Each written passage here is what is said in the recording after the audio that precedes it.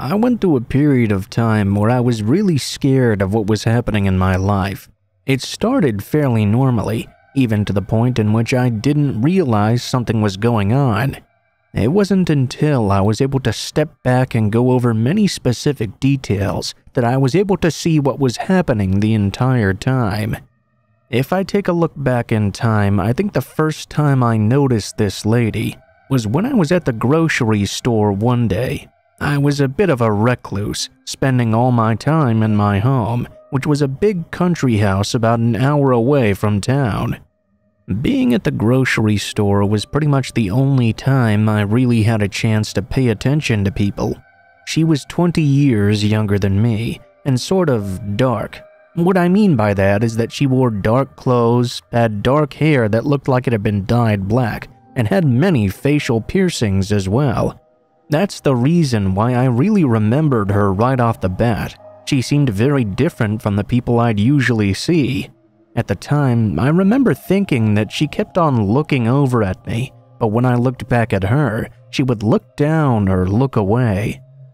At the time, I thought that I just kept noticing her over and over again due to her striking appearance. It was also a big grocery store, and she kept showing up in the aisles right after I'd first set foot in them. It did start to get a bit weird to me, I guess, but not something I would have seriously worried about. It was after that time, though, when I began to see this lady around far more often whenever I came into town. Again, though, I didn't really think too much about that at first. I mean, after you've clearly noticed someone or something more than once, you generally do see them around more often because you notice them more. I started noticing she seemed to be at the grocery store every time I came to go shopping. There were a couple of times I caught her walking behind me when I turned a corner and just happened to look back. In those cases, she would normally just continue forward and stop following me. One day, though, I got this strange letter in the mail. It was addressed to me by name and was written in all uppercase letters in pencil. In the letter, I was told that I was a horrible person because I had changed my name. It said that I should admit who I am and stop hiding the truth, or the letter writer would be forced to reveal it for me, and at that time I would really regret it. I honestly didn't know what to think of this, other than it being very weird. I guess when you're the recipient of something so odd, you probably just want to feel better by pretending it doesn't mean anything. At the time, I definitely did not make the connection between seeing that lady showing up wherever I went and this letter. There wasn't anything really tying the two together at that point. After a while, though, I got a second letter. This second letter seemed to be much more severe in tone, making vague threats at me, while alleging I was hiding all these things that would be brought out into the open if I didn't reveal them myself. After getting more and more of these letters in the mail, I finally decided they seemed pretty serious. I went to the police and filed a report about them. Unfortunately, that was really the only thing that could be done, since there was no way of telling who had sent the letters to me. After getting threatening letters in the mail over and over again for some time, I very obviously began to get somewhat paranoid. All of them made horrendous threats about what would happen to me if I continued to ignore the letters. The police, of course, had not done anything at all to help me feel better. I kept on expecting something bad to eventually happen. I would be nervous just walking around outside or going to the store, worried that the letter writer would eventually show up and do something. I normally felt pretty safe when I was at home, though, because other than receiving those letters, nothing had really happened at home before. That was the only saving grace of this entire thing. I felt completely safe when I was at home. I sat down that night and decided to try and read a book I was struggling to get through. I had a small study on the second floor that I like to use to read in. I went up there with a cup of tea and tried to focus on my reading. As soon as I sat down, though, I could tell that something was off. I couldn't quite explain what it was, but I had this very strange feeling. If you've ever had one of those moments when you just couldn't get comfortable, or something was in the way of you feeling normal, you know exactly how I was feeling. I got up a few times and tried to fix myself something else to drink as well, but I just couldn't get this feeling to go away. I couldn't figure out why it was hanging around me either. A short time later though, for some reason I can't quite figure out, I decided to turn to my left and look out the window. It was hard to see outside because it was dark. Living in that area, there weren't street lights or anything like that. As I looked though, there was something outside in the tree just beyond the window. It looked like it was moving around, but after I squinted my eyes and tried to see everything more clearly, I jumped as I saw the strangest thing. There was someone outside my window, looking in at me. When I caught sight of them, they froze like a deer in the headlights, and I recognized them immediately. It was the woman I had seen weeks before. She was up in the tree that gave her view right into my window. I freaked out and grabbed my phone to call the police. However, when I looked back out the window, she had already disappeared. I ran downstairs and made sure all of my doors were locked. I was fortunate they already were. I turned on the outside lights and searched around for the woman, but she was already gone. When the police arrived, of course they didn't find anything. All I could do was file a report and give them a description of this woman that I didn't really know anything about. I didn't know why she was in the tree, but I began to think that maybe it was her that had been writing all those letters. I mean, how long had she been spying on me? There could have been many times she had been watching me in my house, and I would have never known. Now, whenever I went outside, I was always worried about running into her. When I was at home, I was worried she was watching me. I thought she might not show herself again since I had caught her, but the thing about that is, you can never be sure. Nothing happened for a while, but the nothing was maybe even scarier than if something had happened. It was a time full of fear and paranoia. Finally though, something did occur. I didn't receive any other letters, but I did find a small package sitting on my front porch. It was addressed to me, but I hadn't been expecting anything to be delivered. When I opened up the package, I knew it had something to do with all of this immediately. There was no letter inside, but what was in the box was the only message I needed to be scared. There was a dead bird inside. It was a crow, which scared me even more because I love crows and I have pictures of them in my house. This choice of bird was not random. What could I do? Only file another police report. I didn't have any information that would help me find this woman. I had no way of doing anything at all to figure this out and feel safe. So how does this story all end? Well, it's probably a little disappointing. I didn't get any other letters after the crow. I never caught the woman in my tree ever again either. In fact, I never saw her walking around the streets again. I never got over being scared so much though, and even to this day, I don't know if some psycho is still watching me.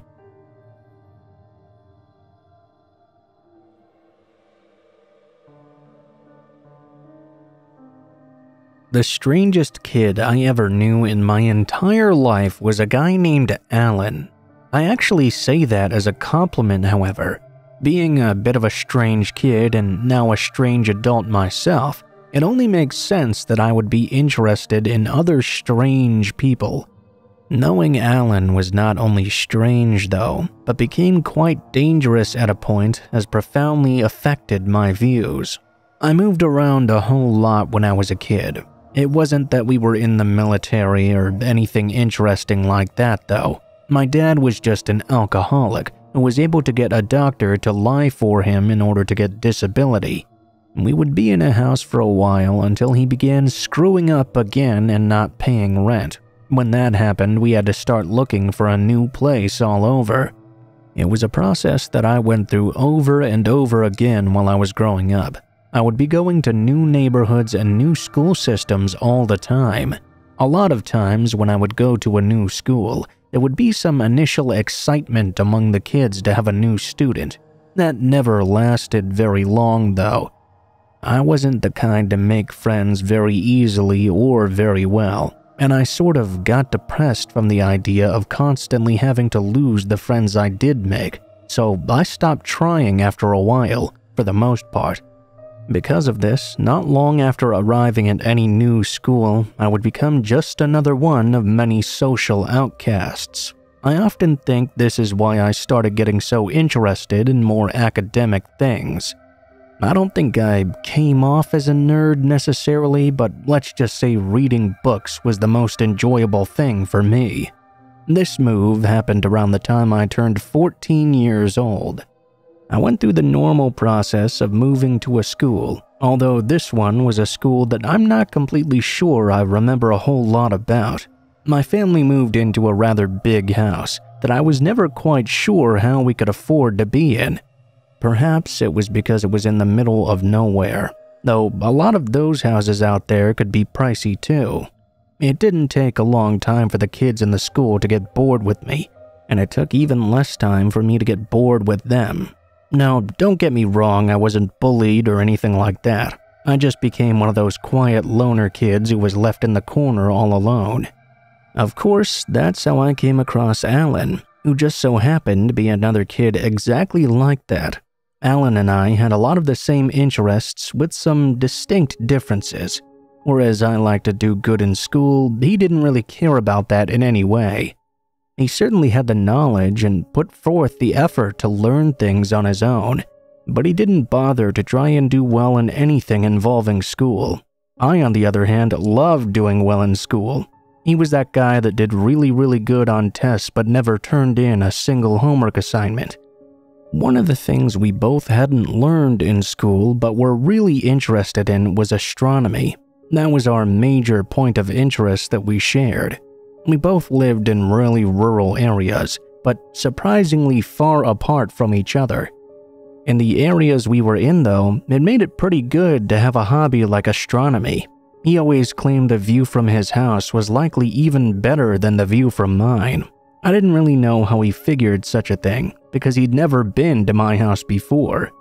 We were all worked up and excited about a meteor storm that was coming around once on a fall day. Like before, he insisted it would be better if we watched it from his place, so finally, I decided I would go ahead and take a trip over to his house and find out myself. I had to go with him by bus after school on a Friday afternoon. The shower was mainly going to be on Saturday night, although we were likely to see something on Friday evening too. It turned out Alan was not lying about him living even further out in the country than I did. I had a few people who lived close to me in the area that I lived at least. However, his house was all alone on a hill, with no other houses anywhere near his for miles around. There weren't any trees in the yard to obstruct a view either. All in all, he was absolutely right, and I was pretty surprised. Everything went fine the first night we were there. There was nothing different I noticed about Alan. We had a nice time and even saw some falling meteors that night. Alan suggested during the main phase of the shower that we climb up on top of the roof and watch from there. I was a bit afraid of heights, but I thought it would be cool to get a better view of the shower. The following night we got situated on the roof with some snacks and things. Alan's parents were going to be out for the night. We had this telescope set up in case we needed to use it. We got up on the roof and started to watch the shower. I'd almost forgotten about my fear of heights while I was up there.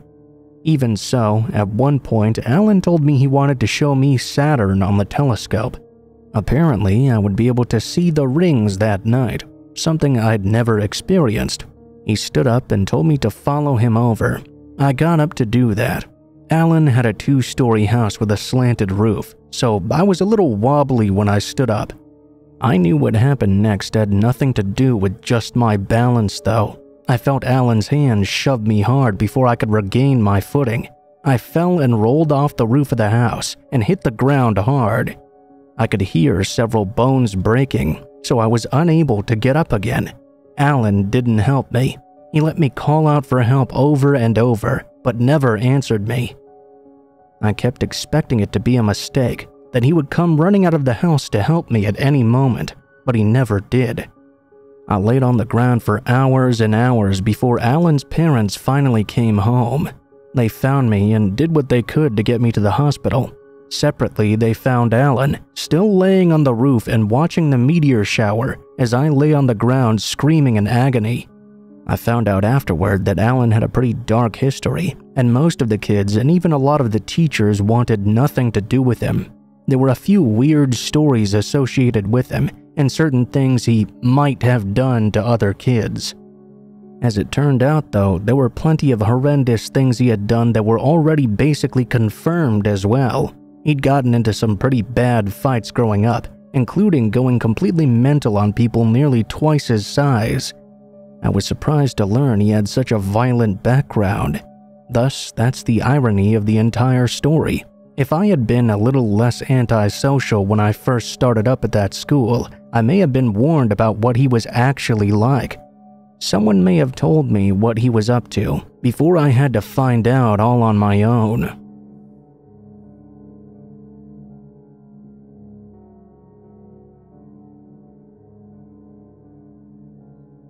The weather looked like it was going to be very bad that day, and possibly worse in the evening.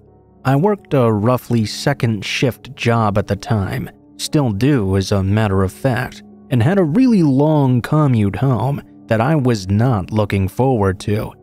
I didn't mind the drive itself for the most part, except when the weather was going to be bad, and this looked like it was going to be a nasty storm of some sort. For most of the day, it was strong with thunder and lightning, but it seemed like it was building up for hours and hours. When it was time for me to get off my shift, it was still in this weird holding pattern that didn't seem like it was ever going to break. I had a little pickup truck, and I clocked out at 11 p.m. in order to start the over 1 hour drive it took to get home. I had a feeling it was going to take a little bit longer than normal tonight though. My ride home was mostly through some back roads, including some that were in the mountains. In this area, the best jobs normally took a lot of travel in order to get to. You kinda had to deal with the long rides in order to get a good job. This was going to be a very long drive. I didn't know quite how strong the wind was, but I could tell it was strong enough to shake the hell out of my truck. I had to drive much more carefully than usual, which meant the ride was going to take that much longer. The roads were normally very empty, but they seemed even more so on this night. I don't recall seeing a single car or truck for the majority of the ride. I made this drive more times than I could possibly tell you, so I can't explain why it is I made the mistake the way I did. It may have been because my truck was so small, and I was paying so much attention to trying to not get blown off the road, but eventually I ended up making the wrong turn. It was very similar to the turn I usually did take. That was because all the turns around here were just like that. My focus was off, and about halfway through I made that wrong turn.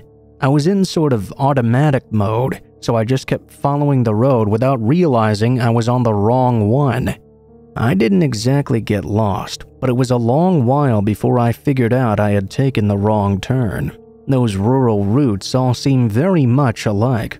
When I did realize it though, I didn't really think it was that big a deal. All I would have to do was turn around and head back home. The worst thing that was going to happen was that it was going to take me a whole lot longer now. From what it seemed like, to backtrack and get back to the main road, there would be a total of 40 minutes added on to the trip. Luckily, I didn't have to get back to work the next day, so that really wasn't too much of a big deal to me. Mostly, I was still very concentrated on the weather and how rough it was on the drive. I got back on the road. The storm was still in build-up mode at that point. After an agonizing drive, I finally made it home. All of the lights were out, which made me think my roommate must have been out too, but I couldn't have been more wrong. When I got inside and checked out the inside of the house, I noticed that my roommate in fact had been nearly beaten half to death. I was able to get him to the hospital in time to save his life, thankfully. He didn't tell anyone else but me what actually happened. He dealt drugs apparently, and got into a pretty nasty spat with his supplier. They'd tried to beat him to death because of it. That's scary enough in itself. but he said it happened just a half hour before I arrived home to find him. If I had never taken that wrong turn that took me 40 minutes out of my way, I would have been home at the same time for that wrong drug deal and may have gotten the exact same treatment. Who knows, maybe we both would have been killed that night.